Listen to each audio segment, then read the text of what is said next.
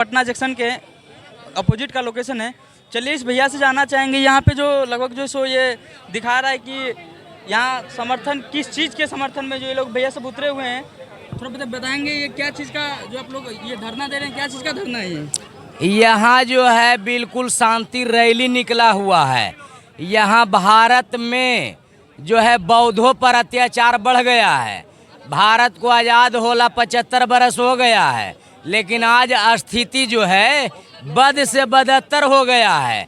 भारत हमारा सोने की चिड़िया के नाम से जाना जाता था, लेकिन आज अल्मुनिया के भी नाम से नहीं जाना जाता है।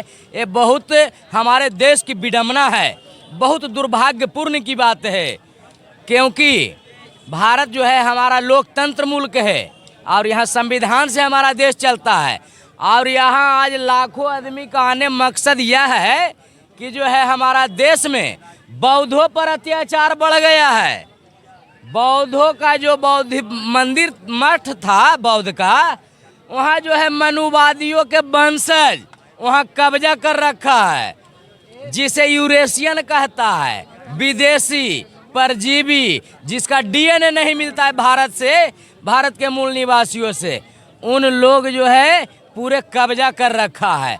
तो आज भारत के बौद्धिस्ट संगठन लोगों ने, बौद्ध लोगों ने आज आक्रोश जताए कि आज हम लोग ईंट से ईंट बजा देंगे सरकार को। और सरकार जो है वहाँ लगता है भाग गया है, सरकारें भाग गया है। उनको पता लग गया कि यह जो है बौद्धिस्ट को सुरक्षा करने के लिए भीम आर्मी आज़ाद समाज पार्टी का भी आदमी आ गया है। क्योंकि भीम आर्मी का डंडा और झंडा दोनों मजबूत रहता है, वही लगी सरकार भी भाग गया, अब पुलिस भी हड़क गया, भागले कुले एगो नज़र नहीं देता है। आपको यकीन है कि आप किस सरकार से जो अपील कर रहे हैं, आपको यकीन है कि सरकार मेरी बातों को सुनेंगे? जो यहाँ लोग हजारों के आदमी जो भीड़ हुए हैं, जो इकट्ठा हुए हैं, हजारों के संगठन में लगभग आदमी इकट्ठा हुए हैं, क्या आपको यकीन है कि हमारी बात को सरकार सुनेंगे? अगर सरकार नहीं सुनेंगे तो सरकार को ही उखाड़ कर फेंक देना है। जो सरकार बौद्ध का बात न सुने वह सरकार निकम्मी है, और जो सरकार निकम्मी है वह सरकार बदलनी है। जो सरकार गरीब का बात न सुने वह सरकार निकम्मी है, और जो सरकार निकम्मी है वह सरकार बदलनी है। क्योंकि भीम आर्मी आज़ाद समाज पार्टी ने कमर कस लिया है। नीतीश कुमार जी, बौद्धों पर अत्याचार करवाना बंद कर दीजिए, बंद कीजिए, अन्यथा कुर्सी खाली कर दीजिए। वैसे बौद्ध धर्म के जो भी लोग मानने वाले होते हैं वो करुणा के सागर होते हैं, वो शांति का पैगाम देते हैं। तथागत बुद्ध ने भी शांति का पैगाम दिया, लेकिन आप लोग की जो भाषा है, आप लोग जिस शैली में बात कर रहे हैं, ऐसे तो नहीं लगता है कि आप लोग बौद्ध धर्म के अनुयायी हो सकते हैं? बौद्ध धर्म के हम अनुयायी हैं, लेकिन हम लोग यह भी रखते हैं नियम कानून। ईंट का जवाब पत्थर से भी देना जानते हैं। जो जिस लिहाजे से पेश आते हैं उन्हीं के लिहाजे से हम लोग उनसे बात करते हैं। क्योंकि अगर हमारा बात नहीं माना जाएगा तो हम लोग तो खैर उग्र आंदोलन करेंगे। और तथागत बुद्ध का जब आप इतिहास पढ़िएगा तो उन्होंने जो कहा, अंगुलीमाल का जो कहानी, अंगुलीमाल बहुत ही क्रूर था, क्रूर डाकू था, और तथागत बुद्ध ने उस क्रूर डाकू को भी एक आदर्श आदमी बना दिए। लेकिन आप बताइए, आप जैसे बोल रहे हैं, आप लोग जैसे बात कर रहे हैं, आप लोग की भाषा में ऐसी तो नम्रता नहीं दिखाई दे रही है। आप कैसे अंगुलीमाल जैसे लोगों को आप अपने लोगों में मिलाइएगा? कैसे उन्हें बौद्ध धर्म का उपासक बनाइएगा? देखिए, मैं बताता हूँ, ये भारत हमारा बहुजनों का मुल्क है और तथागत गौतम बुद्ध का देश है भारत। अब बताइए, भारत में बौद्ध के विचारधारा को मनुवादियों लोगों ने खात्मा कर दिया, तो उनको जवाब देने के लिए हमारे भारत में चक्रवर्ती महान सम्राट अशोक जी का आगमन हुआ। और चक्रवर्ती महान सम्राट अशोक जी ने किस तरह से जवाब दिया है ये आप जानते हैं, आप बढ़िया से जानते हैं। और उसके बाद भी एक और हुआ, भीमा कोरेगांव। भीमा कोरेगांव जो है वो भी याद दिला देते हैं जहां 28,000 28,500 पेशवाओं को गाजर मूली की तरह काट दिया था भारत के बहुजनों ने, इसलिए कि हमारे ऊपर जब हम ही जब नहीं सुरक्षा है तो हम तुमको सुरक्षा कैसे रह देंगे। जिस अधिकार की आप लोग बात कर रहे हैं, अगर वह अधिकार नहीं मिलता है कहाँ तक जाइएगा आप लोग? हम लोग पूरे भारत को बंद कर देंगे। ये तो अभी झांकी है, आगे की लड़ाई अभी बाकी है, ये अभी टेलर है, अभी पूरा फिल्म दिखाना है। मोदी जी तो बोलते हैं सबका साथ सबका विकास, तो सबका साथ मिल रहा है, सबका विकास हो रहा है, तो ये विकास आप लोग को क्यों नहीं दिख रहा है? मैं बताता हूँ, जब मोदी जी के बात नाम लिए, बचपन में घर को बर्बाद किए मोदी जी, जवानी में पत्नी को बर्बाद किए मोदी जी, और बुढ़ापा में पूरा देश का संपत्ति को बेच दिए मोदी जी चंद कॉरपोरेट दलालों के हाथों में। ये कहाँ तक सही है मीडिया बंधु? आप भी जरा एक आग जवाब दीजिए।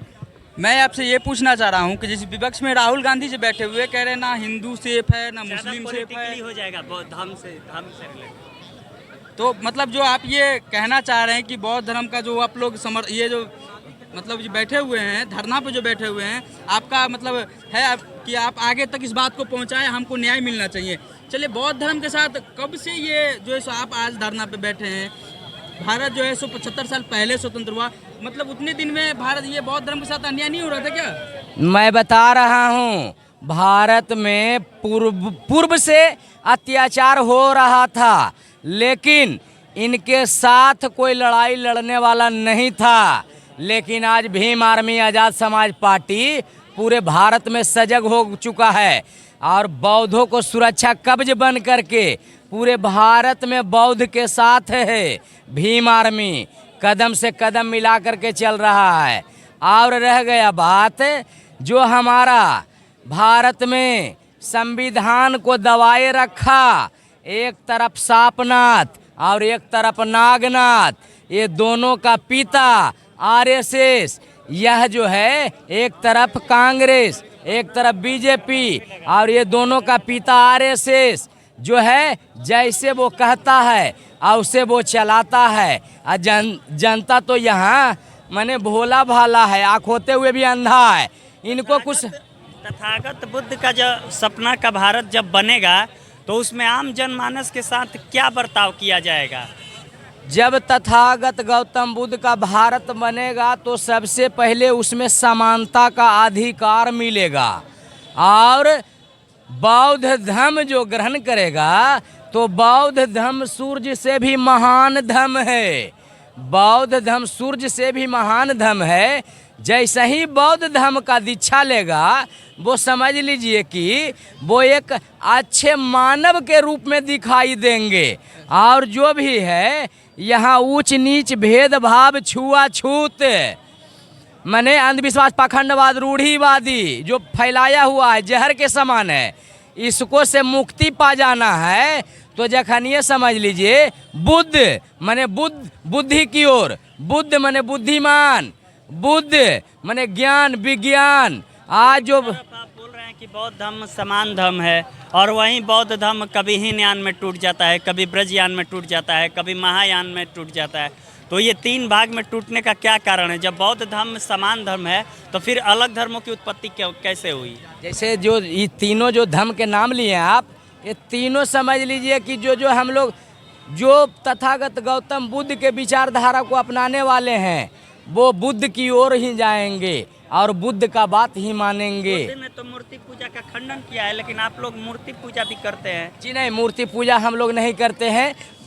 बुद्ध का बताए हुए उपदेश का पालन करते हैं, और मूर्ति का मैं पूजा नहीं करता हूँ। बुद्ध का दिया हुआ किताब मैं पढ़ता हूँ। बुद्ध का कहना है मैं भगवान नहीं हूँ, हम पत्थर के मूर्ति और मंदिर में नहीं है, हमें पूजने की ज़रूरत नहीं है, मैं किताबों में हूँ, मैं मुक्तिदाता हूँ, मैं मुक्तिदाता नहीं हूँ, मैं मार्गदाता हूँ। हमारे उपदेश पर चलिए, मैं भगवान नहीं हूँ, हमें पूजने की ज़रूरत नहीं है। इसीलिए किताब, उनका कहना है किताब पढ़ो तब आगे बढ़ो, तब लड़ो, क्योंकि शिक्षित बनो, संगठित रहो, संघर्ष करो, शिक्षा वह शेरनी का दूध है, जिन्होंने जितना शिक्षा ग्रहण किया मानो शेरनी का दूध पिया। जो जो देश बुद्ध को अपनाया वो देश आज कहाँ ज्ञान विज्ञान की ओर बढ़ गया। आए भारत में कौची के उत्पत्ति हुआ जानते हैं? यहाँ अंधविश्वास के उत्पत्ति हुआ, पाखंडवाद के उत्पत्ति हुआ, यहाँ रूढ़िवादी के उत्पत्ति हुआ। यहाँ माने पत्थर में प्राण डालता है, पत्थर में प्राण डालता है, तो उनका जब पूर्वजों जब डेट करते हैं तो उनमें प्राण क्यों नहीं डालते हैं? माने यहाँ जो है मूर्ख बनाया गया है। अंधा नगरी चौपट राजा, टके सिर खाजा टके सिर भाजा। यहाँ आँख होते हुए भी अंधा है, जुआन होते हुए भी गूंगा है, और पढ़ा लिखल तो आज मैंने कुछ समझता ही नहीं है, वो सिर्फ घंटा बजाने में बेदम रहता है। आपको यकीन है कि आप जो है सो ये धरने पे बैठे हुए हैं, जो पार्टी जो बौद्ध धर्म के जो बौद्धिस्ट सवाए हुए हैं उसके साथ जो बैठे हुए हैं, क्या उसके साथ न्याय होगा? न्याय मांगने से नहीं मिलता है, न्याय को हम लोग छीनना जानते हैं। न्याय हम लोग छीन लेंगे, अगर न्याय नहीं मिलेगा तो न्याय छीनने का भी काम करेंगे। और हम लोग जो है आज उनको अल्टीमेटम दे चुके हैं, हम लोगों का बौद्धों का मांग पूरा किया जाए, अन्यथा हम लोग इसका उग्र आंदोलन करेंगे और बिहार ही नहीं पूरे भारत में करेंगे। तो जैसे कि आप देख सकते हैं अभी हम पटना जंक्शन के अपोजिट साइड में है, जो डाक बंगला की तरफ जाती है, वहाँ जो कुछ बौद्धिस्ट लोग जो हैं वहाँ पे धरना पे बैठे हुए हैं, और इन लोग का कहना है कि बौद्ध धर्म को ख़त्म किया जा रहा है। आपका यही कहना है बौद्ध धर्म को ख़त्म किया जा रहा है? मैं अभी क्या बोल रहा हूँ, यहाँ मौर्य समाज को खात्मा करके बौद्ध धर्म को कत्लेआम करके यहाँ वैदिक धर्म की उत्पत्ति की गई है। यहाँ नौटंगी ड्रामा चल रहा है, यहाँ सिर्फ घंटा बजाने का काम किया जा रहा है। घंटा बजाने से किसी का बेटा बैरिस्टर बनता है? कॉलेज यूनिवर्सिटी जाने से किसी का बेटा बैरिस्टर बनता है? घंटा बजाने से केरो बेटा बैरिस्टर नहीं बनता है। अहिया को लेके थमा दिया है, घंटा बजावो, रामायण पढ़ो, महाभारत पढ़ो, गीता पढ़ो। अरे मूर्ख, जैसे चलता मोबाइल नहीं सिम के बिना, और से भारत न चलेगा बाबा भीम के बिना। भारत आज हमारा, भारत का सर्वोपरि मीठी कला संविधान से चलता है।